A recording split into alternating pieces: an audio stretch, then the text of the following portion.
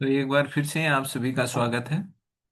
तो बात करते हैं अपन मूल अधिकारों के बारे में। हम चर्चा कर रहे हैं।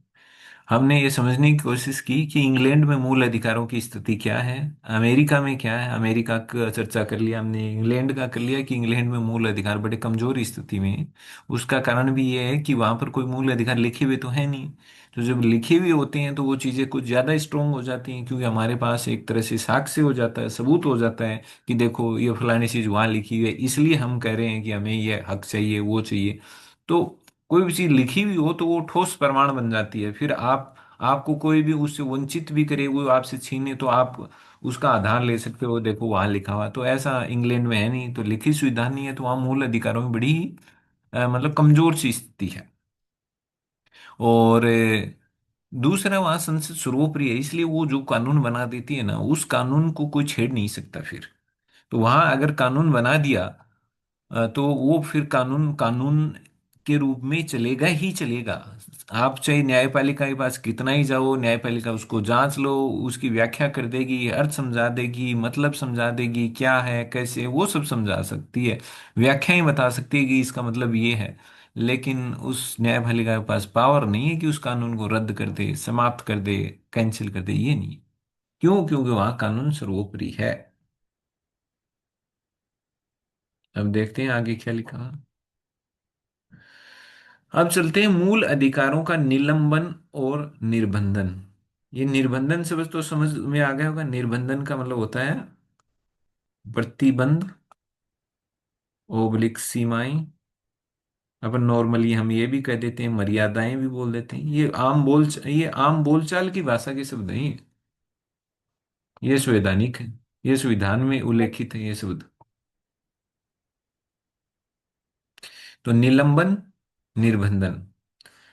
तो निर्बंधन तो आपके समझ में आ गया है कि निर्बंधन का मतलब होता है सीमाएं लगा देना, प्रतिबंध लगा देना, मर्यादाएं तय कर देना, कंडीशंस लगा देना, एक ही शब्द होते हैं। निलंबन क्या होता है? निलंबन को आप समझ लो कि निलंबन का मतलब ही ये होता है कि कोई भी सेवा जो आपको मिल रही है और वो सेवा कुछ समय के लिए मिलना बंद हो जाए, कुछ समय के लिए टेम्परेरी तौर पर, तो उसको हम कहते हैं निलंबन काल। इसको आप ऐसे इजी ऐसे समझो जैसे मैं आपको पढ़ा रहा हूं और मैं ये कहता हूं कि नहीं, आपको अगले 10 दिन तक मैं नहीं पढ़ाऊंगा। अब देखो, मैंने पढ़ाना क्या परमानेंटली बंद किया है क्या? उत्तर है नहीं। तो मेरी जो पढ़ाने वाली सेवा है वो परमानेंटली हमेशा के लिए मैंने खत्म कर दी क्या, या समाप्त कर दी क्या? नहीं।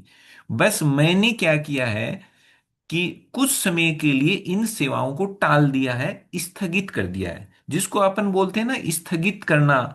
तो स्थगित करना, निलंबन करना एक ही है। इंग्लिश में बोलते हैं सस्पेंड करना। तो सस्पेंड का मतलब होता है निलंबन कर दिया है, स्थगित कर दिया है। तो अब मान लो मैं ये कहूं कि मैं अगले 10 दिन तक क्लास नहीं लूंगा, तो इसका मतलब जो मुझे क्लास लेनी थी वो 11वें दिन तक के लिए क्या हो गई है? स्थगित हो गई, खिसक गई है।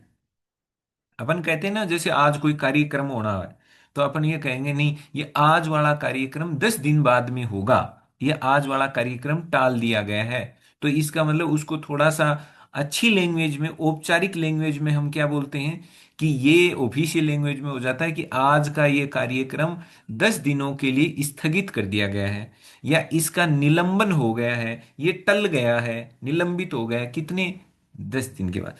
क्या एकदम खत्म हो? नहीं, खत्म नहीं हो, 10 दिन बाद में दोबारा शुरू हो जाएगी। तो इसका मतलब मेरी क्लासें क्या हो गई हैं? 10 दिन के लिए निलंबित हो गई हैं, स्थगित हो गई हैं। इसका मतलब मैं अगले 10 दिन तक आपको पढ़ाऊंगा नहीं, आपको मेरी सेवाएं उपलब्ध नहीं रहेंगी। तो ये 10 दिन का काल क्या है? निलंबन। तो निलंबन क्या होता है? अस्थाई। ये अस्थाई तो है, 10 दिन के बाद 11वें दिन से मैं आपको फिर से पढ़ाना शुरू कर दूंगा। समाप्ति अलग चीज होती है। समाप्ति का तो मतलब अब खत्म हो गया। अब जैसे मैं ये कहूं कि नहीं, अब मैं नहीं पढ़ाऊंगा, तो इसका मतलब ये जो मेरी सेवाएं हैं वो समाप्त हो गई हैं, तब वर्ड आएगा समाप्त हो गई। निलंबन का मतलब मुझे कोई काम हो गया होगा और मैंने कह दिया होगा नहीं, मैं तो अगले 5 दिन क्लास नहीं लूंगा, 3 दिन नहीं लूंगा, 10 दिन नहीं। इसका मतलब मेरी अब क्लासें अगले 10 दिन तक निलंबित हो गई हैं, स्थगित हो गई। तो ये दोनों शब्द मुझे लगता है क्लियर हो गए। तो मूल अधिकारों के संबंध में जहां जहां आपको ये निलंबन शब्द जहां जहां आए तो समझ जाना, निलंबन का मतलब है कि कुछ समय के लिए जो मूल अधिकार जो संविधान ने आपको दे रखे थे वो कुछ समय के लिए आपके पास उपलब्ध नहीं रहेंगे, आप उनका प्रयोग नहीं कर पाओगे, ये होता है निलंबन। तो निलंबन का मतलब वही बात आ गई कि टेम्परेरी, कुछ टाइम के लिए कोई चीज आपसे हट जाए।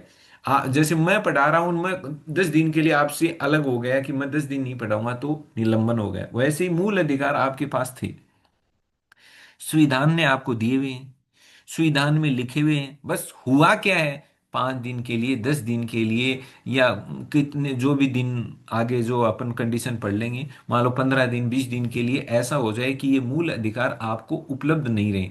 तो उपलब्ध नहीं रहे का मतलब क्या, संविधान में इनको डिलीट कर दिया गया?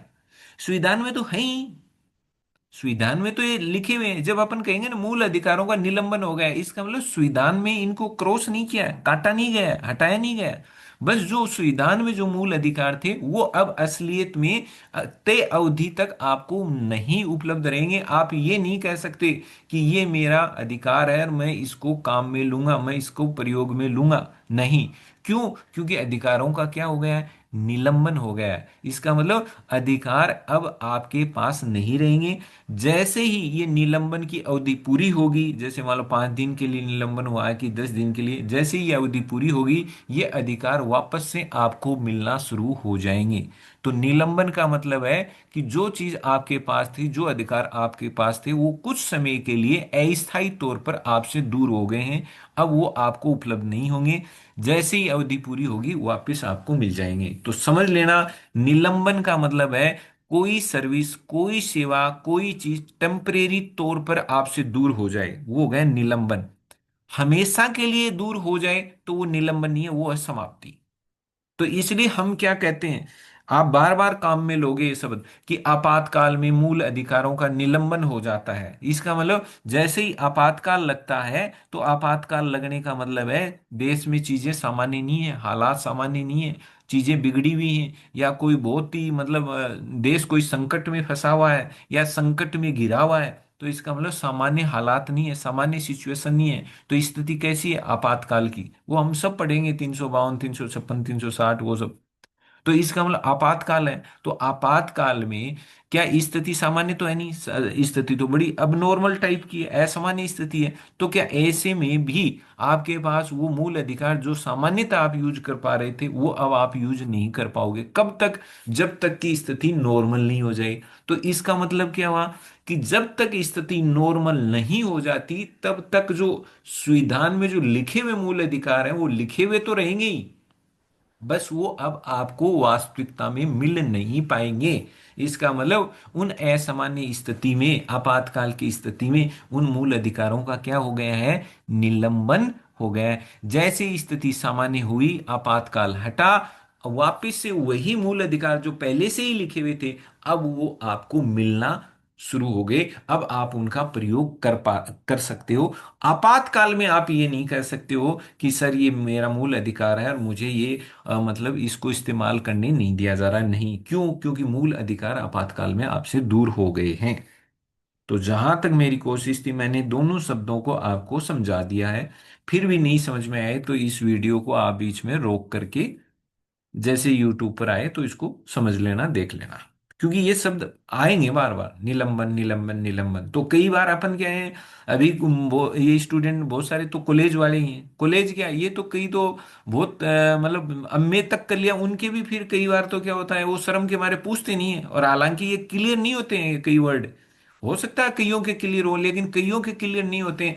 और फिर उनको ये लगता है मैं अब क्या पूछूंगा, तो उस चक्कर में वो पूछते नहीं है और वो संकट बना ही रहता है फिर। तो आपके अब ये क्लियर हो जाना चाहिए ये शब्द क्या है और इन शब्दों के अर्थ क्या हैं। जब अर्थ क्लियर है तो जब आप कोई रिटर्न में जब कोई आंसर लिखोगे तो आप लिख सकते हो। अब मान लो आपने सोच के देखो, आपने कोई रिटर्न का एग्जाम दिया, उसमें आपने लिख दिया कि आपातकाल में है ना मूल अधिकार समाप्त हो जाते हैं, तो वहीं पर वो नंबर उड़ा देगा आपकी। क्योंकि आप तो ऐसे ही मतलब आपने अभी तक इन शब्दों के मायने नहीं मायने नहीं समझे, मतलब नहीं समझा, शब्दों का मर्म नहीं समझा। आप तो ये समझ रहे हो समाप्त होना निलंबन एक ही है, आपने यूज किया वो तुरंत नंबर उड़ा देगा। समाप्त होने का तो मतलब है संविधान से हटा ही दिया, खत्म ही कर दिया। तो आपातकाल हमेशा के लिए थोड़ी लगा, आपातकाल महीना, 2 महीना, साल, 2 साल, कभी तो खत्म होगा। या हमेशा ही हम आपातकाल में जिएंगे? तो आपातकाल जब भी समाप्त होगा वापिस आ जाएंगे। तो जो समाप्त कर दिया वो वापिस आएगा क्या? जो खत्म हो गया वो वापिस थोड़ी आता है। निलंबन का मतलब वो एक बार टल गया है, वापिस आ जाएगा। तो अगर देखो तुम्हारे लिखने से कितना फर्क आ गया, अब आपने क्लियर कर लिया, तो जब आप रिटर्न में लिखोगे तो आपके एग्जाम में दिक्कत नहीं आएगी, आप एकदम सही सही लिखोगे कि सर मूल अधिकार हैं वो आपातकाल में निलंबित हो जाते हैं, यही वर्ड निकलेगा। वरना कई होंगे आंख मीच के लिख देते हैं मूल अधिकार समाप्त हो गए हैं, खत्म हो गए हैं, फिर दोबारा से जिंदा हो गए हैं। इस तरह की लैंग्वेज लिखोगे तो वहाँ ये देख लो फिर नंबर है ना, जीरो ही आएंगे या एक आध नंबर दे देगा बस। बस यही तो कलाकारी है जो आपको औरों से अलग बनाएगी। तो निलंबन ये देखो मैंने लिख भी दिया है। विशेष स्थिति में, विशेष का मतलब नॉर्मल नहीं है, विशेष स्थिति में लोगों से उनके मूल अधिकार वापस ले लेना। बात वही है ना कि एक बार आपको ये नहीं मिलेंगे और जैसे ही स्थिति सामान्य हो जाएगी आपको वापस मिल जाएंगे। वो भी अस्थाई लिख दिया। अस्थाई होता है इसका मतलब निलंबन परमानेंट नहीं होता है, अस्थाई होता है, थोड़े से समय के लिए होता है। समय जैसे ही ठीक आता है चीजें सामान्य हो जाती हैं वो वापिस आपको मिल जाती है। यानी कि किसी खास अवधि के लिए निलंबन होगा, 5 दिन, 10 दिन, साल, 1.5 साल, खास यहाँ कोई नहीं कि आजीवन निलंबन रहेंगे, ऐसे थोड़ी होता है। इस स्थिति में मूल अधिकार स्थायी तौर पर नहीं छीने जाते। ये ध्यान रखना, स्थायी नहीं होता, ये तो अस्थायी होता है। कि अस्थायी तौर पर का मतलब कि अगले 1 साल तक आपको मूल अधिकार नहीं मिलेंगे। भाई जब तक आपातकाल है, 5 महीने है, 3 महीने है, 2 महीने है, 15 दिन है, तो उतने। तो स्थायी नहीं है कि नहीं अब एक बार आपके मूल अधिकार छीन लिए, इसका मतलब जब तक आप धरती पर जिंदा हो, जब तक आप सांसें ले रहे हो तब तक अब आपको दोबारा मूल अधिकार नसीब ही नहीं होंगे। ऐसे थोड़ी होता है। इसका तो मतलब है आप आपने हमारे मूल अधिकारों को समाप्ति कर दिया, कुचल ही दिया, खत्म ही कर दिया। तो इसका मतलब निलंबन अस्थायी होता है, स्थायी नहीं होता। या समाप्त होते हैं बस कुछ समय के लिए, उपलब्ध नहीं होते हैं। ये ध्यान रखना कि कुछ समय के लिए उपलब्ध नहीं होते बस। स्थायी तौर पर न तो छीने जाते हैं और न ही समाप्त होते हैं। ये न ही समाप्त होते हैं। बस क्या होते हैं, बस लगा दिया, कोमा लगा दिया, इसका मतलब रुक जाना है। बस कुछ समय के लिए ये उपलब्ध नहीं होते, इतना ही होता है। न तो ये स्थायी तौर पर छीने जाते हैं और न ही ये समाप्त होते हैं। ये लिख लेना कि न ही ये समाप्त होते हैं। वैसे मैंने समझा दिया। निर्बंधन का मतलब होता है कि कुछ विशेष स्थिति में मूल अधिकारों पर कुछ सीमाएं लगा देते हैं। जैसे अब मैंने अभी पिछले वीडियो में आपको समझाया था, जैसे अभिव्यक्ति की आजादी है, आपके मतलब अभिव्यक्ति की आजादी है, घूमने फिरने की आजादी है, बसने की आजादी है, सम्मेलन करने की आजादी है, जो 19वीं आजादी है, उन पर क्या प्रतिबंध नहीं है क्या? तो वो प्रतिबंध क्या होते हैं, कुछ कंडीशंस में वो प्रतिबंध आपको फॉलो करने पड़ते हैं। तो निर्बंधन का मतलब होता है प्रतिबंध, सीमाएं। जैसे आपको कहा गया कि नहीं, आप देश में अबाध संचरण की स्वतंत्रता है, देश में आप कहीं भी घूमिए फिरिए कोई दिक्कत नहीं। लेकिन उसके साथ में आपके एक प्रतिबंध है कि कुछ विशेष स्थिति में आपको इन चीजों का ध्यान रखना पड़ेगा। तो प्रतिबंध क्या हो गए, कुछ विशेष स्थिति में मूल अधिकारों पर कुछ सीमाएं। नॉर्मल कंडीशन में देश में घूमिए फिरिए कोई दिक्कत ही नहीं है, आपको कौन रोक रहा है? कोई नहीं रोक रहा। लेकिन अगर आप कहीं कोई ऐसी टेरिटरी में, कोई मतलब आप जैसे अंडमान निकोबार है, या जो मतलब ऐसे अनुसूचित क्षेत्र कोई डिक्लेयर कर रखा है राष्ट्रपति जी ने, तो ऐसे कोई प्रतिबंधित क्षेत्र जो घोषित किया हुआ है, और अगर आप वहां घूमना चाहते हैं तो वहां पर फिर आप पर नियम कायदे प्रतिबंध लगने शुरू हो जाते हैं। ऐसा नहीं है, आबाद संचरण का मतलब ये थोड़ी है कि आप जिस एरिया में घूमना चाहें वैसे। कुछ एरिया ऐसे हैं जो प्रतिबंधित हैं जहां आपको घूमने के लिए परमिट वगैरह लेना पड़ता है, लाइसेंस वगैरह चाहिए, अनुमति चाहिए। तो इसका मतलब सीमा लग गई कि नहीं लग गई? तो निर्बंधन का मतलब होता है कि कुछ एक कंडीशन में कुछ एक स्थितियां ऐसी होती हैं जब आपको मूल अधिकारों पर सीमा लग जाती है। हर समय थोड़ी है, हर समय थोड़ी है। अब मान लो उन प्रतिबंधित क्षेत्रों को छोड़ के आप कहीं भी घूमो, क्या दिक्कत है? कोई सीमा ही नहीं है। लेकिन जैसे ही उन क्षेत्रों में जाओगे तो उन क्षेत्रों में जाने पर आपकी रोक टोक है। आप जा सकते हो लेकिन कुछ सीमाएं हैं। सीमाएं क्या है? अनुमति लो, लाइसेंस लो, परमिट लो, ये करो वो करो, ऐसे कागज बनाओ वैसे कागज बनाओ, तो सीमाएं लग गई कि नहीं लग गई? इसका मतलब यहाँ ये जो अधिकार है, घूमने का अधिकार, यहाँ ये सीमित हो गया है, प्रतिबंधित हो गया है, कुछ सीमाओं के साथ आपको मिल रहा है। तो मैंने लगता है कि कुछ ज्यादा आपको, ये तो कुछ ज्यादा ही समझा दिया है, अब इस पर डाउट नहीं रहना चाहिए। निलंबन या निर्बंधन के लिए उत्पन्न स्थितियां कौन सी हैं? कि भाई निलंबन या निर्बंधन की जरूरत क्यों पड़ती है, किन कंडीशन में ये निलंबन करने की जरूरत पड़ती है? या ये जो आप प्रतिबंध लगाते हो ना, कि आप कहते हो नहीं बोलने की आजादी है, लेकिन बोलने की आजादी पर भी आपने प्रतिबंध लगा दिया कि ये सीमाएं हैं, इन चीजों का आपको ख्याल रखना पड़ेगा। तो ये मतलब ये कंडीशंस जो होती है ना, ये कंडीशंस कैसे उत्पन्न होती हैं, मतलब किन स्थितियों में ये निलंबन होता है, किन स्थितियों में ये रेस्ट्रिक्शंस लगते हैं? तो देखो कौन कौन सी स्थितियां हैं। स्वयं संविधान नहीं, अब ये अलग अलग स्थितियां हैं, एक दो तीन ऐसे पॉइंट्स में दिया हुआ है कि ये वो स्थितियां हैं, ये वो सिचुएशंस हैं जब क्या होते हैं, आपके मूल अधिकार या तो निलंबित हो जाते हैं या उन पर कुछ सीमाएं लग जाती हैं। तो पहली सिचुएशंस कौन सी है कि जब मूल अधिकार निलंबित भी हो सकते हैं या उन पर कुछ कंडीशंस लग सकती हैं?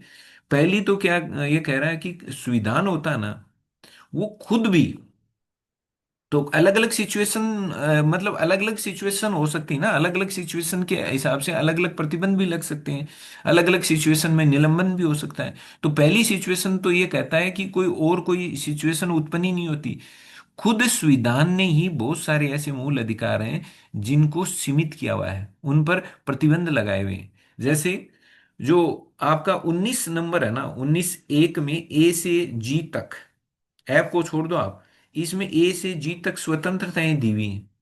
इसी 19 के भाग 2 में 2 से लेकर 6 तक इन स्वतंत्रताओं पर जो युक्ति युक्त प्रतिबंध भी लगाए हुए हैं। तो बताओ, यहां पर जो स्वतंत्रताओं पर जो निर्बंधन है, वो किसी स्थिति विशेष का सामना करने पर ये प्रतिबंध लगा है, कि ये ऐसे प्रतिबंध हैं जो नॉर्मली संविधान ने ही लगा करके रखे हुए हैं, कि ये प्रतिबंध तो आपके, आपको इन प्रतिबंधों का तो ध्यान आपको रखना ही रखना है, ये प्रतिबंध तो आपके रहेंगे ही रहेंगे। एक होते हैं प्रतिबंध किसी कंडीशन विशेष में जाने पर आपके वो प्रतिबंध एक्टिव होते हैं, ये वो प्रतिबंध हैं जो हमेशा आपके ऊपर लगे रहेंगे। तो 19(2) से लेकर 19(6) तक में प्रतिबंध दिए हुए हैं। कौन से? युक्ति युक्त प्रतिबंध। किन चीजों के बारे में यह प्रतिबंध? कि जो ए से जी तक जो भी स्वतंत्रताएं, एफ तो संपत्ति का अधिकार था, इसको हटा दो, ए से जी तक जितनी भी स्वतंत्रताएं, ये स्वतंत्रताएं इन प्रतिबंधों के अधीन रहेंगी, इन प्रतिबंधों के साथ ही इन स्वतंत्रताओं का आपको उपयोग करना है। तो इसका मतलब यहां निर्बंधन खुद संविधान के अंदर ही दिया हुआ है, यहाँ जो प्रतिबंध है वो संविधान के अंदर पहले से ही लिखे हुए मौजूद हैं। यहाँ ऐसा नहीं है कि कोई विशेष स्थिति में फंसने पर या कोई विशेष स्थिति का सामना करने पर आपके आपको उन प्रतिबंधों का ध्यान रखना पड़ेगा। तो पहला कौन सा है? पहले में तो ये है कि प्रतिबंध खुद संविधान नहीं लगाए हुए। दूसरा देखो, दूसरा ये कहता है कि अनुच्छेद जो 31 है ना, उसमें 3 भाग हैं, क, ख और ग, यानी कि इसको कह सकते हो ए बी सी, ये 3 भाग हैं 31 में। तो कुछ तो प्रतिबंध कौन से हैं जो संविधान में पहले से हैं, कुछ प्रतिबंध हो सकता है, कुछ सीमाएं ऐसी भी हो सकती हैं जो आपने संविधान संशोधन करके जोड़ी हो। उनमें से एक ये है कि 31(a), 31(b) और 31(c), ये 3 अनुच्छेद है नए। ये तीनों अनुच्छेद मूल संविधान में नहीं थे, ध्यान रखना आप। 31(a), 31(b) और 31(c), ये मूल संविधान में ये अनुच्छेद थे ही नहीं, इनको बाद में जोड़ा गया। और इन अनुच्छेदों ने किया क्या?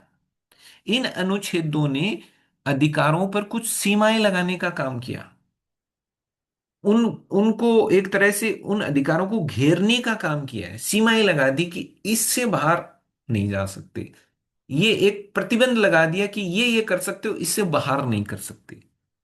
तो जो 31A, 31B और 31C के तहत जो मूल अधिकारों पर सीमाएं लगी, क्या ये मूल संविधान में थी या संविधान संशोधन करके ये निर्बंधन लगाए गए? संविधान संशोधन करके निर्बंधन लगाए गए। तो हमारा टॉपिक क्या है? हम ये पढ़ रहे हैं कि कौन कौन सी ऐसी कंडीशंस होती हैं, कौन कौन सी ऐसी सिचुएशन होती हैं जब संविधान में मूल अधिकारों पर निलंबन, मूल अधिकारों का निलंबन हो जाता है या उन पर प्रतिबंध लग जाते हैं। तो हमने पहला टॉपिक पढ़ा कि खुद संविधान भी बहुत सारी ऐसी चीजें हैं जिन पर पहले से ही प्रतिबंध लगा करके चलता है। तो हमने पढ़ लिया 19 वाला एग्जाम्पल। फिर अब आप आए नंबर 2 पर। नंबर 2 ये कह रहा है कि संविधान में संशोधन किया गया, पहला संविधान संशोधन हुआ 1951 में।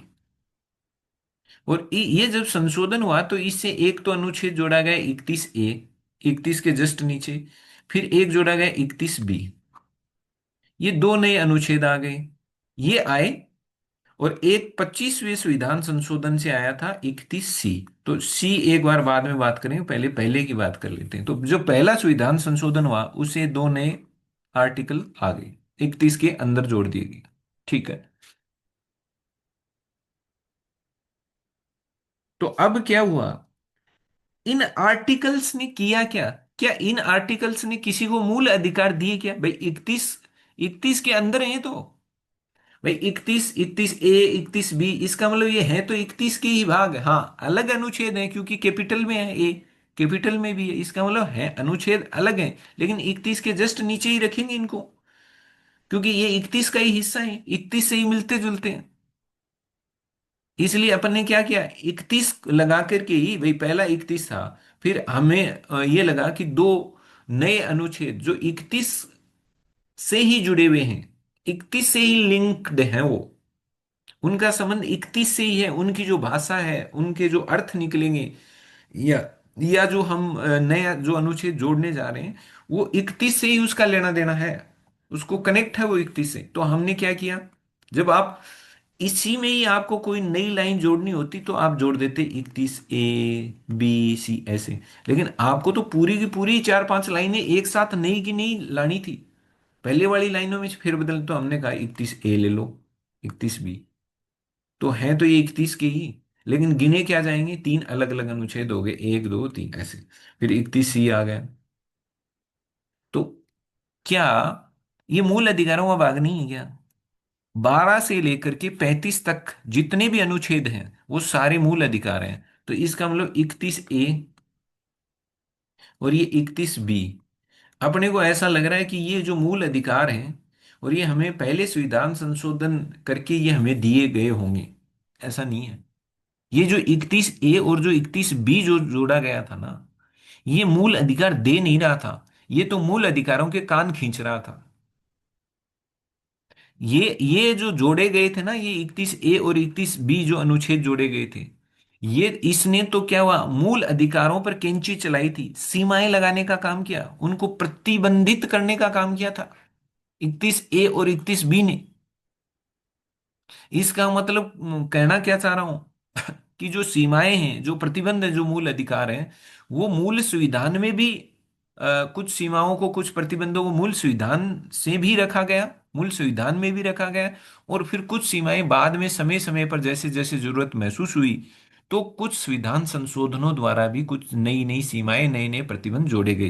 तो 31A और B पहले संविधान संशोधन से आए, और 31C आया था 25वें संविधान संशोधन से जोड़ा गया।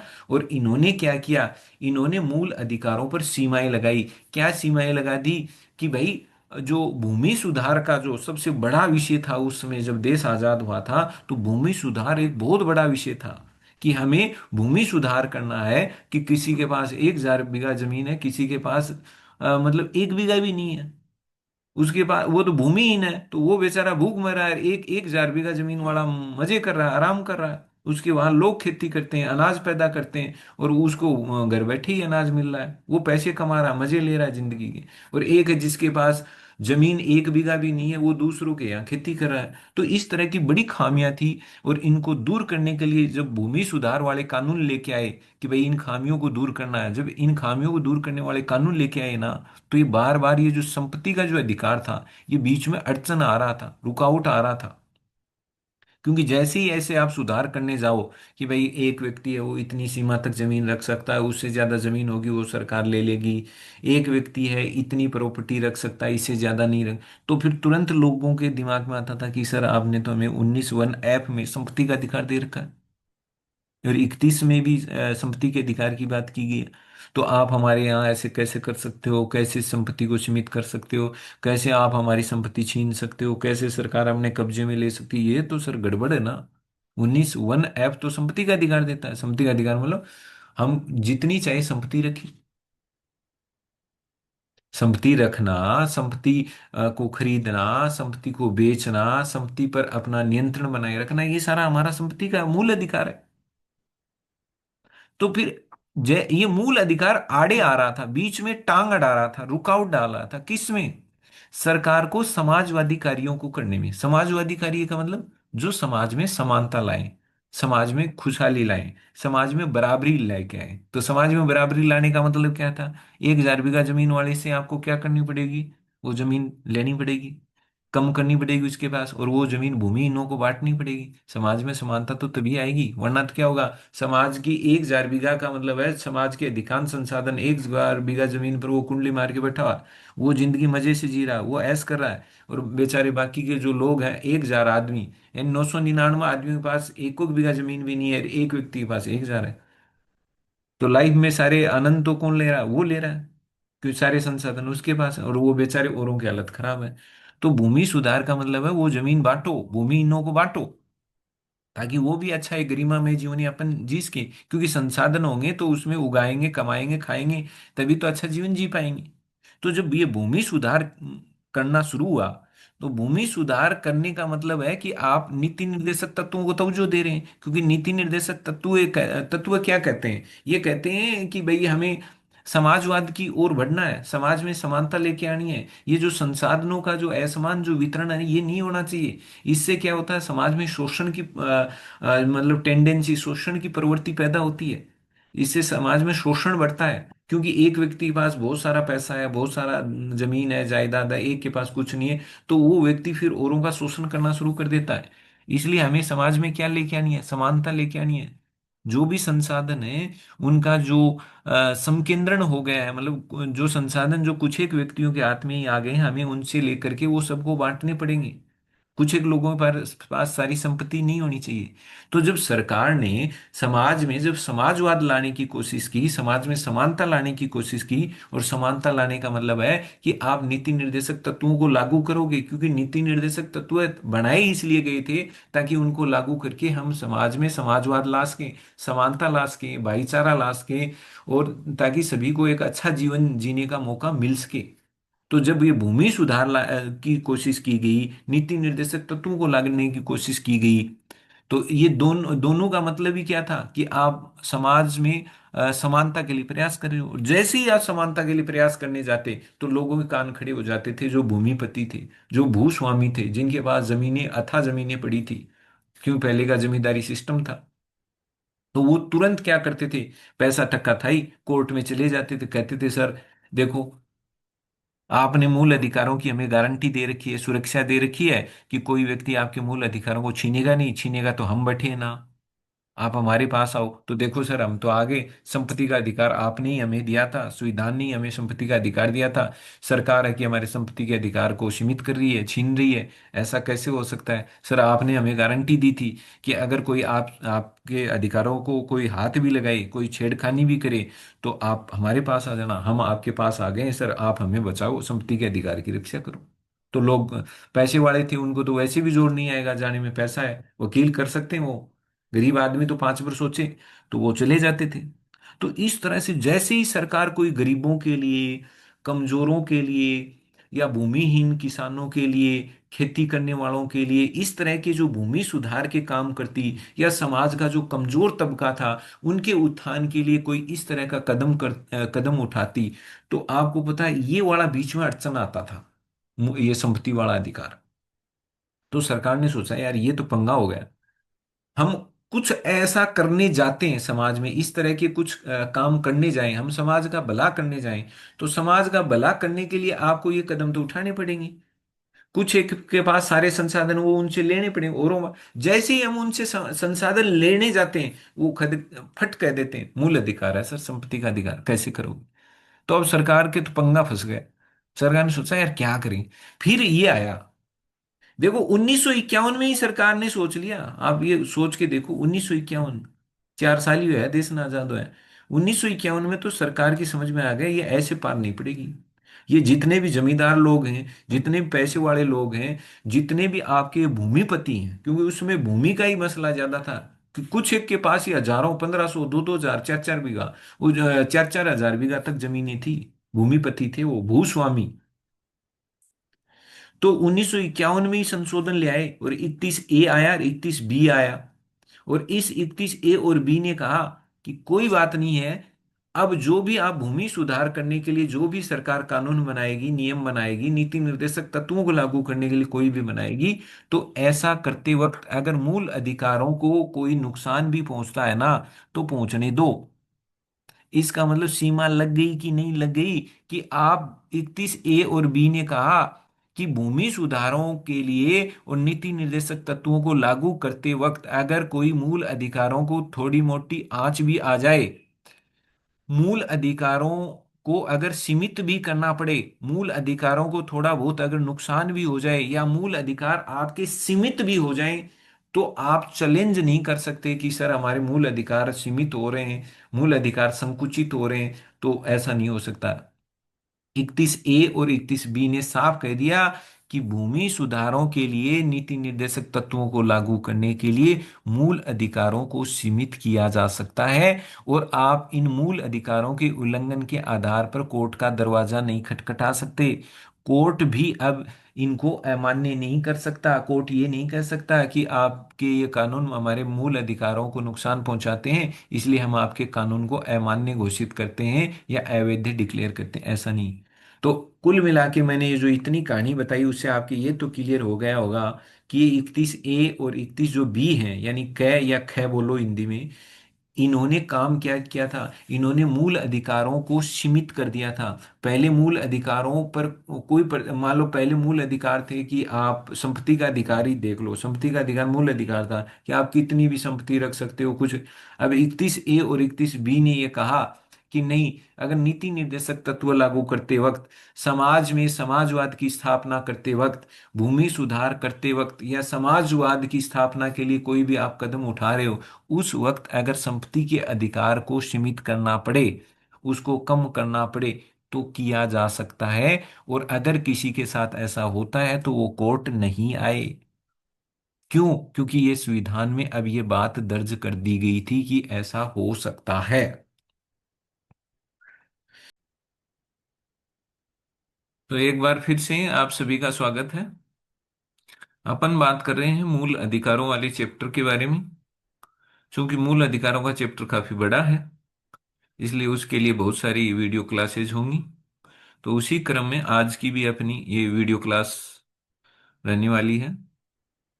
हम देख रहे हैं मूल अधिकारों वाले टॉपिक के अंदर सब टॉपिक के रूप में अपन देख रहे हैं कि जो हमारे मूल अधिकार हैं जो संविधान में हैं, तो उन मूल अधिकारों पर बहुत सारे अ, प्रतिबंध लगे हुए हैं, बहुत सारी सीमाएं हैं, और बहुत सारी ऐसी प्रावधान हैं, बहुत सारी ऐसी सिचुएशंस हमारे संविधान में लिखी हुई हैं जिसमें वो मूल अधिकार हमसे दूर हो जाते हैं, निलंबित हो जाते हैं।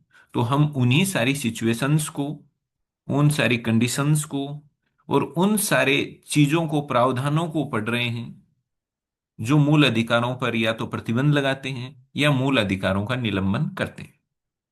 हमने दो पॉइंट्स डिस्कस कर ली हैं।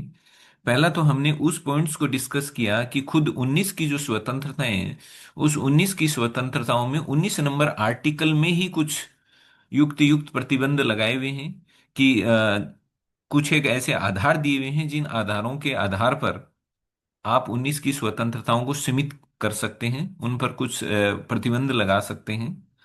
वो लिमिटेड हो सकती हैं, कहने का मतलब ये है। तो हमने पहला पॉइंट तो डिस्कस कर लिया था कि भाई 19 की जो स्वतंत्रता है उस 19 नंबर आर्टिकल में ही 2 से लेकर 6 तक में उन्हीं पर लगाए गए प्रतिबंधों का भी जिक्र है कि किन किन कंडीशंस में, किन किन स्थितियों में आपके ये जो मूल अधिकार हैं वो आपके लिए सीमित मात्रा में अवेलेबल होंगे। तो प्रतिबंधों का जिक्र एक तो खुद संविधान के अंदर ही है। कुछ ऐसे प्रतिबंध हैं जो संविधान में नहीं थे, फिर बाद में ये लगा कि नहीं लगाने जरूरी हैं। उनके बिना हमारे जो जिन आदर्शों को हम जमीन पर उतारना चाहते हैं, जिन चीजों को हम समाज में स्थापित करना चाहते हैं, उनमें दिक्कत आ रही थी। तो फिर कुछ चीजें, कुछ ऐसे रेस्ट्रिक्शंस थे, कुछ ऐसे प्रतिबंध थे जिनको हमने संविधान संशोधन करके संविधान में रखा, ताकि वो प्रतिबंध और वो हम चाहे निर्बंधन बोले प्रतिबंध बोले, वो सीमाएं हम इसलिए लेके आए ताकि हम हमारे जो समाजवादी जो आदर्श हैं उनको हम प्राप्त कर सकें। और जो हमारी समाजवादी नीतियां हैं, समाजवादी जो कानून हैं, जो भी हमारे समाजवादी कार्य हैं, उनको हम हकीकत प्रदान कर सकें, उनको क्रियान्वित कर सकें। उसके लिए हमने जैसे 31A लेके आए, 31B लेके आए, 31C लेके आए। इन सारे जितने भी 31A, B ये तो आ गए पहले संविधान संशोधन से। और जो 31 में जो C नंबर का जो नया आर्टिकल जोड़ा गया था वो आया था 25वें संविधान संशोधन में, जो 1971 में हुआ था। यहाँ तक ठीक है। ये जितने भी आए थे, 31 का A आओ चाहे B आओ चाहे C आए, ये सारों का कनेक्शन कहीं ना कहीं इस बात से था कि हमारा जो भी आपने प्रस्तावना में भी पढ़ा होगा, हमारा टारगेट मतलब क्या है, हम कौन से आदर्श हैं जिनको हम भारत के समाज में स्थापित करना चाहते हैं, लाना चाहते हैं। उनमें हमने एक पढ़ा था समानता, कि समाज में समानता कैसे आए। तो समाज में समानता लाने के लिए आपको कदम तो उठाने पड़ेंगे, कानून बनाने पड़ेंगे, नीतियां बनानी पड़ेंगी, नियम बनाने पड़ेंगे, जिससे कि समाज में हम पूरी कोशिश करें कि पूर्णतया पूरी तरह से समानता नहीं भी आए तो हम कम से कम इस आदर्श के काफी हद तक नजदीक तो पहुंच जाए। ठीक है। तो फिर क्या होगा कि केवल समानता ऐसे बोलने से, नारे लगाने से आ जाएगी नहीं, हमें कुछ कानून कायदे नियम बनाने पड़ेंगे, समाज के अंदर बराबरी लाने के लिए बनाने पड़ेंगे। तो जब नीति निर्देशक जो तत्व हैं जो हम आगे पढ़ेंगे, नीति निर्देशक तत्वों का पर्पज यही है कि इन नीति निर्देशक तत्वों को अगर लागू किया जाए तो समाज में सबका भला हो सकता है, सबका कल्याण हो सकता है, आर्थिक तरक्की हो सकती है, समाज में न्याय आ सकता है, समाज में समानता आ सकती है, बराबरी लाई जा सकती है, सबका जीवन अच्छा किया जा सकता है। तो नीति निर्देशक तत्व तो है ही इस बात के लिए। तो जब आप इन तत्वों को लागू करने की कोशिश करते हो, विभिन्न कानून बना के, नीतियां बना करके इनको लागू करने की कोशिश करते हो, तो कहीं ना कहीं आपके मूल अधिकार हैं वो इन कामों को करने से कहीं ना कहीं रुकावट, एक संवैधानिक रुकावट पैदा कर देते हैं। क्योंकि मूल अधिकारों में आपको अधिकार दिए हुए हैं। और जब आप इन ये जो नीति निर्देशक तत्व हैं वो पूरे समाज के कल्याण की बात करते हैं, पूरे समाज का भला करने के लिए। जब आप पूरे समाज का भला करने के लिए जाते हो तो उससे हो सकता है किसी व्यक्ति विशेष का निजी हित टकरा जाए और वो कोर्ट में जा सकता है। तो ऐसे में ये दिक्कत आ रही थी, इसलिए 31A आया, B आया, C आया। और इन्होंने ये कहा कि जब हम सार्वजनिक हित के लिए, चाहे वो भूमि सुधार वाले कानून हो, चाहे वो नीति निर्देशक तत्व को लागू करना हो, क्योंकि भूमि सुधार भी तो हम समाज के भले के लिए कर रहे थे, ताकि भूमिहीनों को, जो गरीब लोग हैं, भूमिहीन लोग हैं, उनके पास कुछ नहीं है, उनको हम जमीन दे दे जिससे कि वो अपना जीवन गुजर बसर कर सके, जीवन यापन अच्छे से कर सके। तो चाहे वो भूमि सुधार हो, चाहे नीति निर्देशक तत्व हो, इन सब का कहीं ना कहीं टारगेट तो पूरे समाज का कल्याण ही है, भलाई है, लोगों का जीवन स्तर सुधारना ही है। जब हम इनका भला करने के लिए जा रहे थे तो कहीं ना कहीं मूल अधिकारों की रुकावट आ रही थी। तो हमें अब मूल अधिकारों को सीमित करना था, सीमाएं लगानी थी थोड़ी मात्रा में। ऐसा भी नहीं है कि मूल अधिकार खत्म ही कर दें, हमें एक तरह से बैलेंस लाना था, संतुलन बिठाना था कि लोगों के मूल अधिकार भी सुरक्षित रहें, जो प्रत्येक व्यक्ति को मूल अधिकार मिले हुए वो उन पर भी कुठाराघात नहीं हो, और जो समाज के भले के काम है वो भी नहीं रुके। तो कैसे हो? तो ये किया गया कि भाई समाज के अगर भला करने जाएं और उससे अगर लोगों के मूल अधिकारों में थोड़ी बहुत हमें कमी करनी पड़े, कहीं ना कहीं थोड़ा बहुत हमें उल्लंघन करना पड़े, या कहीं ना कहीं ये भी कह सकते हो कि हमें अधिकारों की थोड़ी सी अनदेखी करनी पड़े, तो कर दो। क्योंकि हमें ये देखना है भला ज्यादा का हो रहा है कि नहीं हो रहा है, तो भला ज्यादा का हो रहा है। इसलिए अगर हमें थोड़ी बहुत मात्रा में मूल अधिकारों की अनदेखी करनी पड़े, अनदेखी का मतलब ये नहीं है कि हमें देखना ही नहीं है, या अनदेखी का मतलब ये है कि आपके इन कदम, ये जब आप समाज के भले के कोई काम करते हो, तो इन काम करते वक्त सरकार को ये लगे कि हमारे इन कामों से किसी व्यक्ति के मूल अधिकार प्रभावित हो रहे हैं नकारात्मक रूप से, उसके मूल अधिकारों में कमी आ रही है, उसके मूल अधिकारों पर सीमाएं लग रही हैं, तो ये 31A, B और C ने ये कहा कि कोई बात नहीं, आपको चिंता नहीं करनी है। अगर सीमाएं लग रही हैं तो लगने दो। इसका मतलब 31A, B, C ने मूल अधिकारों को लिमिट कर दिया, सीमित कर दिया। पहले तो अनलिमिटेड थे कि नहीं नहीं भाई, मूल अधिकार के साथ आप खिलवाड़ नहीं कर सकते। कोई भी काम करोगे और उस काम से ये लगेगा कि नहीं ये किसी बेचारे आदमी का मूल अधिकार इससे प्रभावित हो रहा है, उस मूल अधिकार उसको कम मिल रहा है, तो वो काम कैंसिल हो जाएगा, मूल अधिकार सबसे ऊपर है। तो ये 31A, B, C ने थोड़ी सी सीमाएं लगा दी, और नीति निर्देशक तत्वों को थोड़ी तवज्जो दे दी मूल अधिकारों पर, कि भाई नीति निर्देशक तत्व हैं, उनको अगर लागू करते वक्त अगर थोड़ा बहुत मूल अधिकारों पर प्रभाव भी पड़े तो आप ज्यादा फिक्र ना करें। आप मतलब उन मूल अधिकारों को मतलब अनदेखा कर सकते हैं। अगर थोड़ा बहुत उल्लंघन होता है, थोड़ा बहुत अगर मूल अधिकारों में कमी आती है, तो कोई बात नहीं, चलेगा। तो ये 31A, B, C ने क्या किया, सीमाएं तो मान दी कि भाई इतने इतने मात्रा में ये आपके मूल अधिकार सीमित हो सकते हैं, कम हो सकते हैं, इतना आपको मूल अधिकारों को नुकसान हो सकता है, तो आप नुकसान भुगत लेना। क्यों? क्योंकि हमारा लक्ष्य क्या है, समाजवादी है, समाज का भला करना है, कल्याण करना है। जब आप समाज का कल्याण करने जा रहे हो, समाज सबका भला करने जा रहे हो, सामाजिक न्याय लाने जा रहे हो, तो कुछ इस पर्पज के लिए अगर हमें कुछ मूल अधिकारों को कम करना पड़े, मूल अधिकारों की संख्या नहीं, मूल अधिकारों के प्रयोग को कम करना पड़े, मतलब मूल अधिकार आपको प्रयोग, मूल अधिकार तो है ही, बस आपके प्रयोग पर सीमाएं लगा दी कि आप मूल अधिकार है ना, अब आपको कम मात्रा में काम में लेना है, तो अगर लगानी पड़ी तो लग जाने देना, कोई दिक्कत नहीं है। तो इसका मतलब 31A, B, C ने नीति निर्देशक तत्वों को एक तरह से मूल अधिकार, चाहे वो 14 हो, 19 हो, 31 हो, यही तो थे जो दिक्कत पैदा कर रहे थे, इन्हीं को लेकर के तो अड़चन थी, तो इन पर कुछ हद तक सीमाएं लगा दी।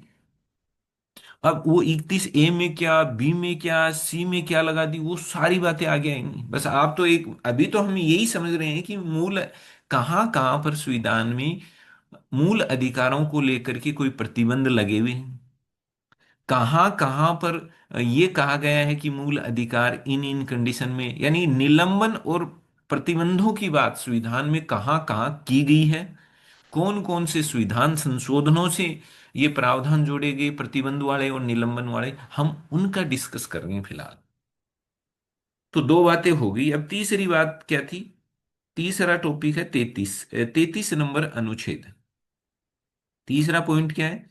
यह आपका एक 33 नंबर अनुच्छेद है, ये भी कुछ सीमाएं लगाने की बात करता है मूल अधिकारों को, क्योंकि हम तो वो सारी चीजें पढ़ रहे हैं जो मतलब मूल अधिकारों को कहीं ना कहीं सीमित करती हैं, उन पर प्रतिबंध लगाती हैं।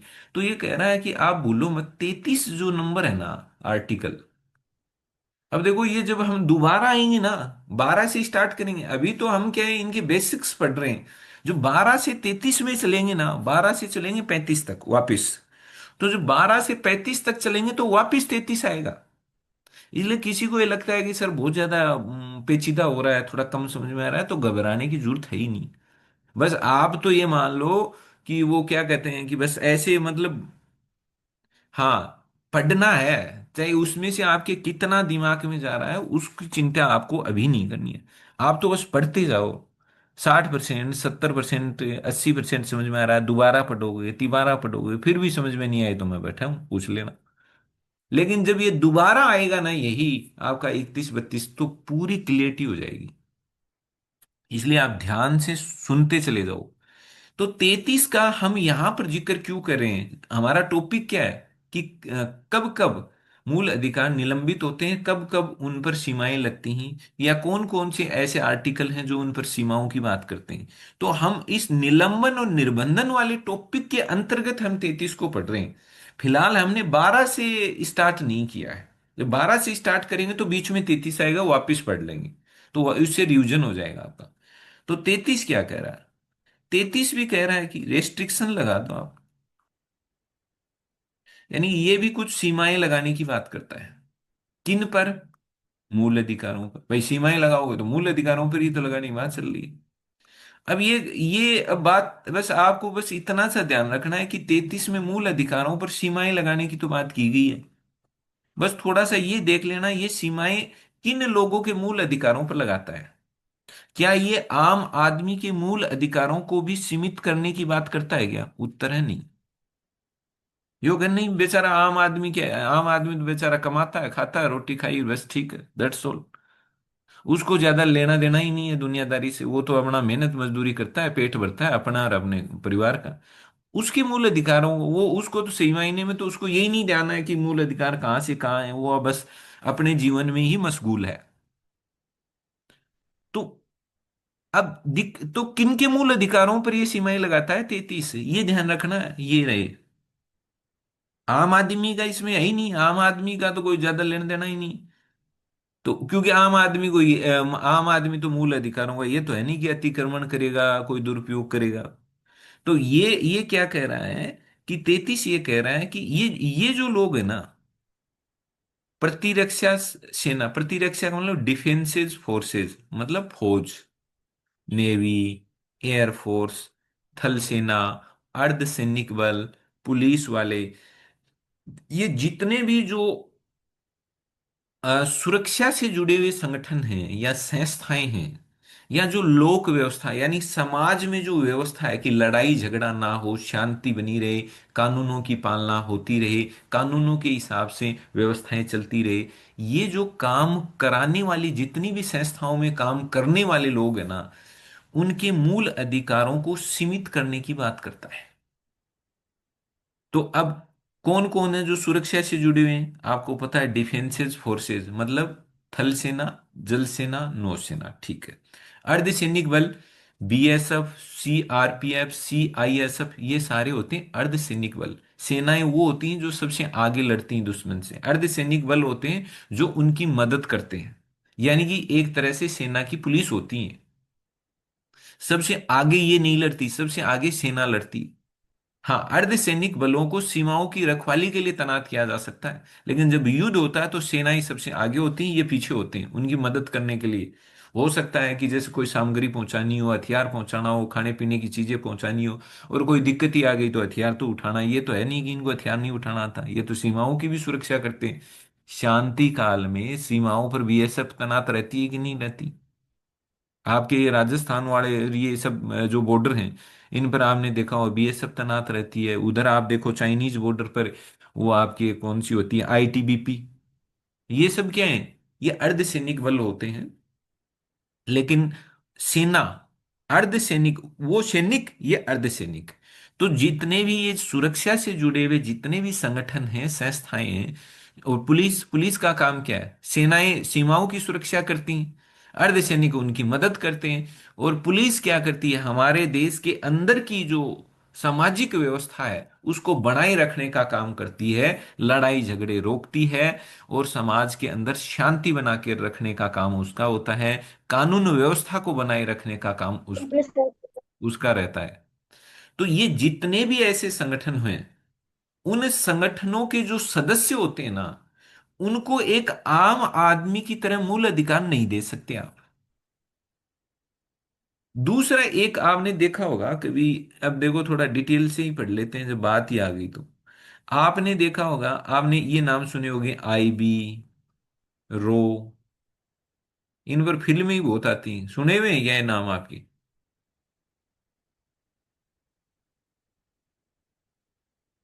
आईबी, रो, इन पर फिल्में भी हैं, आईबी सेवन वनर, ऐसे कई फिल्में भी इन पर। रो के अधिकारी, आईबी, या खुफिया अधिकारी, ऐसा कुछ नाम सुने हुए हैं क्या? खुफिया एजेंसियां, ऐसे कुछ सुना हुआ है क्या नाम?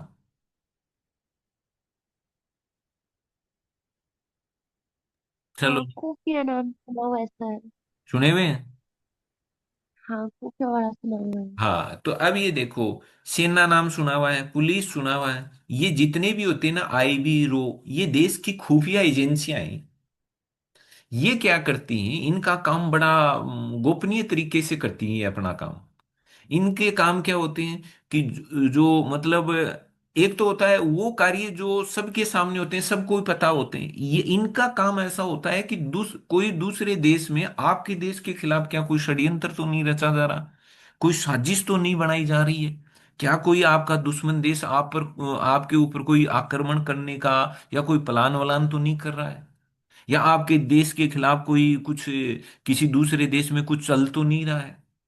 तो इस तरह की जानकारियां जुटाने के लिए क्या है, हर देश में क्या होती हैं, खुफिया एजेंसियां होती हैं। इनका काम बड़ा ये मान लो सीरियस किस्म का होता है, और ये उस देश की सुरक्षा के लिए बड़ी महत्वपूर्ण होती हैं। अगर ये नहीं हो तो आप दुश्मन देश के अटैक को निस्तनाबूद नहीं कर सकते। ये खुफिया एजेंसियां क्या करती हैं, कहाँ पर क्या चल रहा है ये पहले ही उसकी है ना, वो क्या करने वाले हैं पहले ही इनके पास जानकारियां जुटा लेते हैं, ताकि जो वो जब वो कोई भी अटैक करे या कोई हमला करे तो हम पहले से ही तैयार रहें और उस हमले का जवाब दे सकें, या तो हम उसको हमला ही नहीं करने दें, या हमला करे तो हम पूरे पहले से अलर्ट मोड में रहते हैं तो हम उसका जवाब दे सकते हैं, जिससे कि दुश्मन अपने प्लान में सक्सेस नहीं होते। तो ये जो आईबी, रो, जो भारत की खुफिया एजेंसियां हैं, इनका काम क्या होता है, बड़ा गंभीर किस्म का होता है। इनके पास तो मतलब अलग अलग देशों में भारत को लेकर के क्या चल रहा है, कहाँ क्या प्लान हो रहा है, कहाँ क्या बातें की जा रही हैं, उनसे जुड़ी हुई ऐसी ऐसी जानकारियां होती हैं। तो अब ये बताओ, क्या आईबी और रो का भारत की सुरक्षा से जुड़ा हुआ काम नहीं है क्या है? तो चाहे वो आईबी के काम हो, आईबी के लोग हों, रो के लोग हों, चाहे पुलिस के लोग हों, प्रतिरक्षा सेना मतलब फौज के लोग हों, इन सब के काम बड़े ही ऐसे महत्वपूर्ण काम होते हैं जिनका सीधा संबंध देश की सुरक्षा से होता है। और अगर इन लोगों को भी आम लोगों की तरह अधिकार दे दिए जाएं तो क्या होगा, ये भी उन्हीं की तरह अधिकारों का प्रयोग करेंगे, और ये भी मान लो उन्हीं की तरह अभिव्यक्ति करना शुरू कर दें, तो इनका काम तो बड़ा सीरियस किस्म का है। इनकी छोटी सी चूक देश की सुरक्षा को खतरे में डाल सकती है। मान लो कल कोई अपने काम के बारे में आकर के मीडिया में, सोशल मीडिया में बताना शुरू कर दें, देखो हम ये काम करते हैं, हमारे पास उस देश की ये जानकारियां हैं, जो उस देश को भी नहीं पता वो जानकारियां हमारे पास हैं, ये है वो है। तो बताओ, पूरा मामला ही खराब हो गया, पूरी सूचना ही लीक होगी। तो अंतर्राष्ट्रीय स्तर पर क्या होगा आपके देश का, ये आप अच्छे से सोच सकते हो। आपकी बदनामी तो होगी होगी, आपकी सुरक्षा खतरे में आ जाएगी, दुश्मन सचेत हो जाएगा। तो इसका मतलब इनकी आजादियों पर, इनके मूल अधिकारों पर सीमाएं लगाते हैं, ताकि ये लोग अपनी ड्यूटी अच्छे से कर सकें और अनुशासन में रह सकें। तो ये अपने कर्तव्यों का पालन अच्छे से कर सकें, ये अनुशासन में रह सकें, इसके लिए इनके मूल अधिकारों को सीमित किया जाता है। और इनके मूल अधिकार कौन से आर्टिकल के तहत सीमित होते हैं, 33 के तहत, ये आपको समझना है। क्योंकि 32 तक तो अपन पढ़ते ही पढ़ते हैं, ये वाली चीजें नहीं पढ़ते। तो ये क्या कह रहा है, ये जो संगठन और ये जितनी भी संस्थाएं मैंने बोली, आईबी, रो, पुलिस, अर्धसैनिक बल, सैनिक बल, ये जितने भी होते हैं, इन सब में काम करने वाले लोग या इनसे जुड़े हुए लोग, भाई एक तो होता है आप सीधे ही, जैसे कोई फौजी है, कोई पुलिस वाला है, कोई आईबी का अधिकारी है, कोई इनमें काम नहीं करता लेकिन इनसे जुड़ा हुआ है, इनसे संबंधित है, इनके कामों से उसका कनेक्शन है। तो ऐसे लोगों के जो मूल अधिकार है ना, वो क्या हो सकते हैं, उनको देखो, दो बातें हैं, या मैंने पढ़ रहा था तो मेरे सामने दो शब्द आए थे इसमें। 33 में ये लिखा हुआ है रेस्ट्रिक्टेड एंड एब्रोगेटेड। इसका मतलब ये था कि इन पर प्रतिबंध भी लगाए जा सकते हैं, इनके मूल अधिकारों को सीमित भी किया जा सकता है। और एब्रोगेटेड का मतलब था सीमित, एब्रोगेशन का मतलब होता है समाप्त करना, उन्मूलन करना। इसका मतलब 33 नंबर आर्टिकल ये कहता है कि संसद कानून बना करके, ध्यान रखना इस शब्द को अच्छे से समझ लेना, कि संसद कानून बना करके, संसद को पावर दिया है यहाँ, ऐसा नहीं है कि सीधा 33 ने इनके अधिकारों को सीमित कर दिया, ऐसा नहीं है। इसने काम दे दिया संसद को, किसने? 33 ने। 33 ने संसद को बोला कि देख भाई संसद, तुम कानून बनाओ, और कानून बना करके तुम्हें जो ठीक लगता है ना, ये जितने भी पुलिस हो, चाहे अर्धसैनिक बल हो, चाहे सैनिक बल हो, चाहे खुफिया एजेंसियों के खुद के लोग हो, या इनसे जुड़े हुए लोग हो, उनके मूल अधिकारों को तुम्हें जितना सीमित करना है उतना कर सकते हो। ये तो हो गया रेस्ट्रिक्शंस लगाना, प्रतिबंध लगाना। अगर तुम्हें लगता है कि इनके मूल अधिकारों को समाप्त करना है, एब्रोगेशन करना है, तो वो भी कर सकते हो। तो 33 के तहत संसद कानून बना करके इन संस्थाओं के लोगों के मूल अधिकारों को सीमित भी कर सकती है, समाप्त भी कर सकती है। और ऐसे कानून संसद ने बना रखे हैं इस 33 के अंतर्गत, ताकि ये सारे संगठन और संस्थाएं एकदम कायदे में रह के काम कर सकें, जिससे कि देश में अव्यवस्था नहीं हो। क्योंकि हर किसी को सारे मूल अधिकार दे तो मामला गड़बड़ा जाए। इसलिए देखो, जैसे सेना है, सेना में अपन कहते हैं ना, सेना में बड़ा अनुशासन होता है। वहां आप ये सोशल मीडिया और ये वो वाला पचोल नहीं कर सकते आप वहां, क्योंकि सेना का अपना एक अनुशासन होता है। और सेना तो सेना जैसे संगठन तो बहुत बड़े होते हैं, तो इनमें तो अनुशासन बहुत जरूरी है, वरना तो पूरा मामला ही खराब हो जाए। कोई किसी की बात ही नहीं मानेगा, फिर तो कैसे काम चलेगा, इतनी बड़ी सेना होती है। तो ये सेना अनुशासन में कैसे रहेगी, कौन किसकी बात मानेगा, किसके पास कितने मूल अधिकार होंगे, मूल अधिकारों पर कितनी सीमाएं, ये इन सब के लिए क्या है, कानून बनाए फिर संसद ने। जैसे सेना एक्ट बनाया 1950। अब सोच के देखो, ये सेना एक्ट किसके अंतर्गत बना है? 33 के अंतर्गत। क्या बताता है ये एक्ट, क्या बताता होगा? इस सेना एक्ट में लिखा हुआ होगा कि सैनिकों के पास कौन कौन से मूल अधिकार हैं, कौन कौन से नहीं है, हैं तो उन पर क्या क्या सीमाएं लगी हुई हैं, सैनिकों के पास क्या क्या अधिकार होते हैं, ये सारी बातें सेना एक्ट में लिखी हुई। ऐसे ही वायुसेना एक्ट वायुसेना के लिए, नौसेना एक्ट 1957 नौसेना के लिए अलग अलग। अब इन एक्ट के तहत ही तो सेना में अनुशासन बनाए रखा जाता है। इस एक्ट के तहत ही तो सेना के जो अधिकारी होते हैं, जो सैनिक होते हैं, वो बड़े अनुशासन में और अपने ड्यूटी के प्रति बड़े पक्के होते हैं। तो ये सारी चीजें इन इन एक्ट के जरिए ही सारी चीजों को हैंडल किया जाता है, कंट्रोल किया जाता है। ऐसे ही पुलिस, पुलिस के मूल अधिकारों पर कितनी सीमाएं हैं, पुलिस को कितने मूल अधिकार हैं, उनके लिए भी ये है, एक 1966 में संसद ने कानून बनाया था। और ये क्या कह रहा है, सामान्यतः नॉर्मली क्या होता है कि ये 33 क्या करता है, 33 के अंतर्गत जितने भी जो कानून बनाए जाते हैं, संसद के पास है 33। एक ये भी ध्यान रखना, 33 में राज्यों के विधानमंडल को कोई पावर नहीं मिला हुआ है। कहीं भूल मत जाना, कहीं कंफ्यूज मत हो जाना कि सर पुलिस का नाम आया हुआ है तो राज्य के विधानमंडल वो घुमा के दे देगा।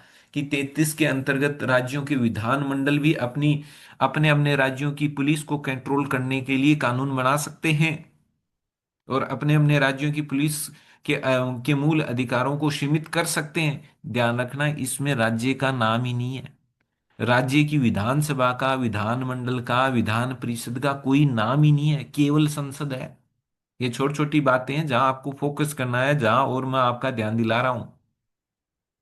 तो इसमें केवल संसद को पावर दिया गया है कि आप लिमिट कर सकते हो, आप चाहो तो अधिकारों को खत्म भी कर सकते हो इन लोगों के। तो संसद ने फिर ये कानून बना दिए। और नॉर्मली क्या किया जाता है कि ये जितने भी आप फोर्सेज होती हैं, जितने भी ऐसे संगठन होते हैं जिनका कनेक्शन देश की सुरक्षा से जुड़ा हुआ होता है, ये सब कानून बना करके किया क्या जाता है, कानून इसलिए बनाए जाते हैं ताकि इन संगठनों के जो लोग हैं, ये ट्रेड यूनियन, जैसे यूनियन नहीं बनी हुई होती है कि अलग अलग रेलवे के अधिकारियों की अलग यूनियन है, अलग अलग कर्मचारियों की, आप टीचिंग से जुड़े हुए जो टीचर्स हैं उनके अलग अलग संगठन हैं। आप हर एक विभाग में देखो, एक वीडियो के अलग, पटवारियों के अलग, आईएएस के अलग, आरएएस के अलग, सबके अपने अपने यूनियन बने हुए होते हैं, अपने अपने संगठन बने हुए होते हैं। जिससे क्या होते हैं, वो संगठनों के जरिए क्या करते हैं, वो अपने अपने जो भी जो भी जिस भी वो संगठन जिस भी पर्पज के लिए बनाए हुए हैं, मान लो टीचर्स का संगठन है, पटवारियों का है, आईएएस का है, तो उनको लगता है कि सरकार जो भी कदम उठाती है और सरकार के कदमों से लगता है कि हमारे इस संगठन के जो लोगों को नुकसान हो रहा है, तो वो संगठन फिर सरकारों पर दबाव डालते हैं। तो इस 33 के तहत संसद कानून बना करके ऐसे संगठन बनाना अलाउ नहीं करती है, किनको? सेना। आपने कभी नहीं सुना होगा कि थल सेना के सैनिकों का ये एक संगठन है, ये आप वायुसेना के सैनिकों, ऐसे संगठन आप बना नहीं सकते, क्योंकि 33 के अंतर्गत कानून बना करके नॉर्मली काम ही यही किया जाता है। क्योंकि जब आप ये ऐसे संगठन ये सब बनाना शुरू कर देते हो तो फिर आपके लिए वो आपकी ड्यूटी वो चीजें थोड़ी सी ऐसे हो जाती हैं। तो इन कानूनों के जरिए किया क्या जाता है कि ये जितने भी आपके ये संगठन हैं, इन संगठन के लोगों को अपने यूनियन, ट्रेड यूनियन का मतलब होता है जिस भी काम से आप जुड़े हुए हैं, वहां के लोग संगठित होकर के अपने संगठन नहीं बना सकते। और इनकी अभिव्यक्ति की जो स्वतंत्रता है वो भी इनकी खत्म की जाती है। अभिव्यक्ति की स्वतंत्रता केवल आपके निजी जीवन तक ही है। आप ये अपने काम से जुड़ी हुई चीजों की अभिव्यक्ति नहीं कर सकते कि नहीं सर मैं तो जो काम करता हूं मैं तो बोल के ही रहूंगा, मैं तो साची बोलूंगा, मैं तो बताऊंगा। तो तुम्हारे ऐसे बताने से, साची बोलने से देश की सुरक्षा खतरे में जा सकती है। तो इनको अभिव्यक्ति की स्वतंत्रता से भी वंचित ही रखा जाता है। बाकी आप अपने बारे में बात करो क्या है क्या नहीं, लेकिन अपने बारे में भी वही बातें करो जिससे कि देश की सुरक्षा पर आंच नहीं आए। तो ये है 33। उम्मीद है थोड़ा समझ में तो आ गया होगा। 33 अब मोटे तौर पर क्लियरेंस आ गया होगा कि अच्छा संसद को कुछ कानून बनाने का पावर दे रहा है, और संसद कानून बना के इन इन लोगों के मूल अधिकार सीमित भी कर सकती है और खत्म भी कर सकती है। और क्यों करती होगी? क्योंकि ताकि ये लोग अनुशासन में रहें, इनका काम बड़ा महत्वपूर्ण है और इनके मूल अधिकारों पर लगाए बिना काम चलेगा भी नहीं। इसलिए ये इस तरह के, बाकी के लोगों पर तो नए लगाएं तो भी चल जाएगा, इनके यहाँ अगर इतने अधिकार दे दिए ना तो सारा मामला ही गड़बड़ा जाएगा फिर। इसलिए इन लोगों को इस तरह के यूनियन बनाना, उनको अभिव्यक्ति की आजादी, जो आम आदमी, भाई आम आदमी विचारों की अभिव्यक्ति करके भी क्या कौन सी देश की सुरक्षा को खतरे में डाल देगा। लेकिन इन लोगों की अभिव्यक्ति की आजादी हो जाए तो ये जहाँ जिन जिन संगठनों में संस्थाओं में काम करते हैं उनके पास तो बहुत खुफिया जानकारियां होती हैं। खुद के देश की भी होती है, देश के बाहर की भी होती है, देश के नेताओं की भी होती है, लोगों की भी होती है। कल को ये बाहर लीक कर दें तो मामला गड़बड़ा जाए। इसलिए इनके मूल अधिकारों को क्या किया जाता है, सीमित किया जाता है, या इनको मूल अधिकार इनके पूरे छीन ही लिए जाते हैं कि आपको मूल अधिकार, आप नहीं कह सकते कि ये मेरा मूल अधिकार है, नहीं है। समझ में आ गया? अब 34 की ओर बढ़ जाते हैं।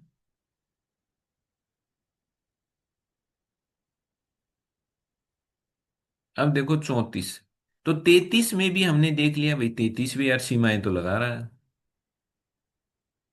34 क्या सीमाएं लगा रहा है? क्या ये भी कुछ प्रतिबंधों की बात कर रहा है क्या? हाँ ये भी कह रहा है। बस ये कह रहा है कि मैं, 34 खुद कह रहा है कि मैं प्रतिबंध है ना मूल अधिकारों पर प्रतिबंध तभी लगाऊंगा जब अगर किसी क्षेत्र में सेना विधि लागू हो, मार्शल लॉ। 34 कह रहा है नॉर्मल में मैं डिस्टर्ब नहीं करूंगा आपको, आप आराम करो, मजे करो, कोई दिक्कत ही नहीं है। मेरे क्या दिक्कत है, आप मूल अधिकारों का यूज करो, कोई दिक्कत ही नहीं है। लेकिन अगर किसी एरिया में अगर सैन्य विधि लागू है, मार्शल लॉ लागू है, सेना विधि लागू है, तो वहां पर तो लोगों के मूल अधिकार सीमित हो जाएंगे, कम हो जाएंगे। वहां ये नहीं है अपनी तरह की, नहीं मैं तो सर शांतिपूर्ण सम्मेलन करूंगा और मैं तो यहाँ मीटिंग करूंगा, मैं तो शांतिपूर्ण प्रदर्शन करूंगा, ये नहीं मिलेगा वहां पर। तो एक बात तो 34 से क्लियर हो गई। 34 कब जागेगा? ध्यान रखना, मैं ये ऐसे शब्द इसलिए काम में ले रहा हूं ताकि आपको समझ पैदा हो जाए। 34 सोया रहता है, कब जागेगा? कोई बता सकता है? 34 को जगाने के लिए सबसे पहले क्या करना पड़ेगा?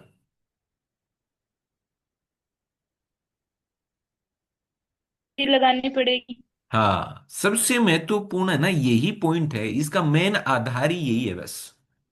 34 को जगाना है तो ये लेके आओ, सेना विधि, मार्शल लॉ, बस। मार्शल लॉ लागू होने के बाद में क्या क्या संसद कर सकती है, सरकार कर सकती है, क्या होगा क्या नहीं होगा, वो आगे क्या क्या होगा वो 34 लिख के दे रहा है। लेकिन 34 कब एक्टिव हो रहा है? जब सैन्य विधि लागू हो। तो पहली बात तो यह है कि देश में अभी तक ऐसी संसद ने कोई भी आज तक सैन्य विधि नहीं बनाई, मार्शल लॉ नहीं। अब आप सोच रहे होंगे सर आपने अभी तो ऊपर बताया वायुसेना एक्ट, थल सेना एक्ट, नौसेना एक्ट अभी तो आपने बात की है, और आप कह रहे हो कोई भी सैन्य विधि नहीं है। वो तो देखो, इन इन सेनाओं को एक तरह से अनुशासन में रखने के लिए, सैनिकों से कैसे डील करना है, मतलब इन सेनाओं को अनुशासन में और इनको अपने कर्तव्य के प्रति पूर्ण रूप से समर्पित भाव से अपने कर्तव्य को ये निभा पाए, उसके लिए ये एक्ट है। ये मार्शल लॉ नहीं है, मार्शल लॉ अलग होता है। ये इन सेनाओं को नियंत्रित रखने के लिए है, ताकि ये सेनाओं पर अच्छा कंट्रोल बना रहे और सेनाएं अपना काम अच्छे से कर पाए, पूर्ण ईमानदारी के साथ, पूर्ण समर्पण भाव के साथ, और अनुशासन में रहे। उसके लिए देखो 1900 ये, थोड़ा सा ना ये सन याद कर लेना भाई, पता नहीं कई बार कोई एसएससी वगैरह का भी कोई देने का इच्छुक हो तो उनमें पूछ लिए जाते हैं। ये सेना एक्ट यानी थल सेना ही है, उसमें तो सेना एक्ट ही लिखा हुआ है, तो सेना एक्ट 1950, वायुसेना 1950, और ये 1957 है भाई। तो दो हैं, ये 1950 के हैं और ये 1957 का है। तो अब देखो, ये है ना, ये आप कंफ्यूज मत कर लेना आपस में, मतलब मिक्स मत कर लेना, वो विधियां अलग हैं, सेना विधि अलग है। तो अभी तक देश में संसद ने कोई सैन्य विधि नहीं बनाई। जब सैन्य विधि नहीं बनाई तो अब आप सोच लो कि क्या अब तक देश में कभी किसी भी एरियाज में कोई सैन्य विधि लागू हुई होगी क्या? सोचो। अब आइडिया लगाओ कि जब मैं ये कह रहा हूं कि संसद ने अभी तक कोई सैन्य विधि नहीं बनाई, तो क्या देश में कभी भी 34 नंबर आर्टिकल काम में लिया होगा क्या?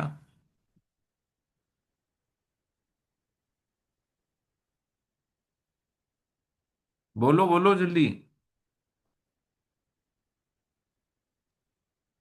अपना है ना, मतलब थोड़ा सा दिमाग लगा के, है ना, मतलब आप सामान्य नहीं लॉजिक सर। लगा के।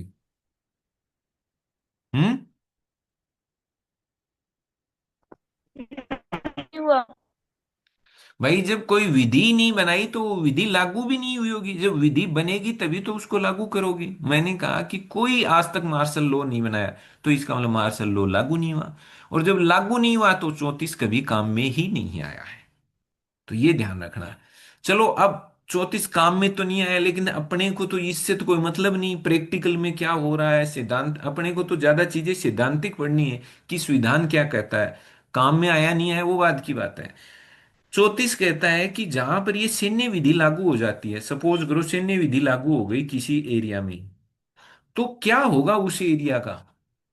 सैन्य विधि का लागू होने का मतलब सीधा सिंपल ऐसे समझ लो, जिस एरिया में सैन्य विधि लागू होने का मतलब ये है कि वहां पुलिस तो हट गई है, और वहां सारी बागडोर किसने संभाल ली है? सेना ने संभाल ली है। यानी पुलिस वाला काम अब किसके हाथ में आ गया है? सेना के पास आ गए। वहां पर फौजी तैनात हो गए हैं, हाथों में हथियार हैं, और वहां पर फौज तैनात हो गई है। सैन्य विधि का मतलब ये है। वहां पर जो सामान्य जो लोक व्यवस्था है, पब्लिक ऑर्डर है, जो कानून व्यवस्था है, जिसको बनाए रखने की जिम्मेदारी किसकी थी? पुलिस की थी। सेना विधि का मतलब है अब मार्शल लॉ लागू हो गया है, सेना वहां आ गई है। अब सेना ठीक करेगी। अब सेना विधि कहाँ पर जरूरत पड़ती होगी? जहां बहुत ज्यादा अशांति हो, दंगे हो रहे हो, चीजें कंट्रोल में नहीं आ रही हैं, पुलिस के काबू में नहीं आ रही हैं, तो वहां सेना को वहां लगा दिया जाता है। फिर सेना अपने आप ही संभाल लेती है, डोरा कर देती है, कोई दिक्कत है नहीं। तो वहां अगर सेना विधि किसी एरिया में लागू होने का मतलब वहां सेना आ गई। ठीक है। अब सेना आ गई तो 34 नंबर आ गया। तो 34 क्या कह रहा है कि जहां पर ये विधि आ गई ना, तो विधि आने का मतलब है सेना आ गई। सेना आ गई तो वहां सेना सैनिक आ गए, सेना के अधिकारी आ गए। ठीक है सब। अब जो सेना काम करेगी, जो सेना के अधिकारी काम करेंगे, तो सेना को तो सेना के काम करने का तरीका भी थोड़ा सा अलग होता है। पुलिस अलग ढंग से काम करती है, सेना अलग ढंग से। सेना तो ज्यादा चूं चपट करने देती नहीं है। ज्यादा चूं चपट करेगी, अनुशासन बिगाड़ेंगे, अव्यवस्था बिगाड़ेंगे, तो सेना बख्शेगी थोड़ी, कहेगी चलो इनको ठीक करते हैं। तो अगर सेना विधि लागू हो गई, सेना वहां आ गई, तो सेना को हो सकता है सैनिकों को कोई कार्रवाई करनी पड़े, किसी को दंडित करना पड़े, सजा देनी पड़े। मान लो दंगाई है कि डट ही नहीं रहे हैं, उपद्रव हुआ डट ही नहीं रहा है, जो आपके जो असामाजिक तत्व हैं, जो अशांति पैदा कर रहे हैं, जो दंगे कर रहे हैं, लड़ाई झगड़े पैदा कर रहे हैं, वो सैनिक कह रहे हैं कि रुक जा रुक जा, वो समझ ही नहीं पा रहे हैं, मतलब उनके समझ में नहीं आ रहा और वो रुक नहीं रहे हैं। उनको लगता है कि ये कुछ कर तो पाएंगे नहीं, तो हम ऐसे ही करेंगे। तो फिर मान लो सैनिक ने काफी कुछ समझा दिया और समझाने के बाद में नहीं मान रहा, तो सैनिक ने फट उसके